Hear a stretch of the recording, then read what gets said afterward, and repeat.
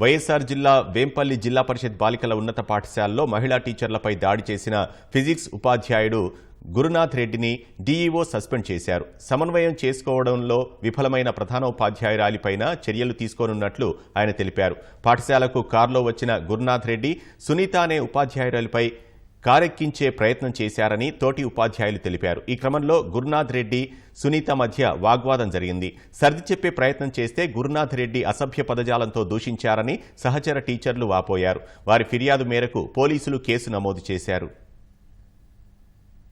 విద్యార్థుల భవిష్యత్తును తీర్చిదిద్దాల్సినటువంటి ఉపాధ్యాయులు ఎవరైతే ఉన్నారో ఆ ఉపాధ్యాయులు ఇతరుల ఉపాధ్యాయులపైన దాడి చేయడం అన్నటువంటిది హేయమైనటువంటి చర్య. అందులో మహిళా టీచర్ మీద ఆ రకమైనటువంటి దాడి అన్నటువంటిది మనము హర్షించడానికి కాదు. ఎవరైతే దీనికి బాధ్యులు ఉన్నారో ఆ గురునాథ్ రెడ్డి అనేటువంటి వ్యక్తిని సస్పెండ్ చేయడం అనేటువంటి జరిగింది.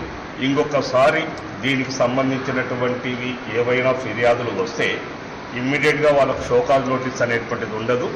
ఇమ్మీడియట్గా శాఖాపరమైనటువంటి చర్యలు తీసుకోవడం అనేటువంటిది జరుగుతుంది.